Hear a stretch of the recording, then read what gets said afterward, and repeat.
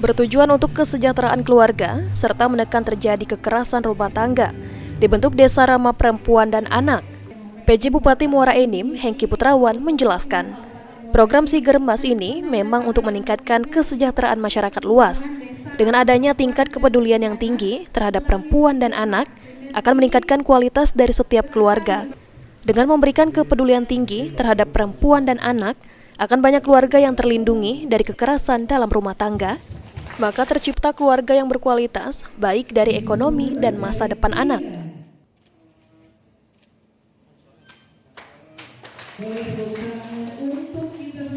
Kekerasan rumah tangga dan 31 hak asuh anak juga dapat terpenuhi di Kabupaten Muara Enim dan dapat menanggulangi atau menurunkan stunting, di mana Kabupaten Muara Enim diharapkan nanti perbaikan gizi bagi anak-anak dan ibu-ibu sehingga turunnya stunting.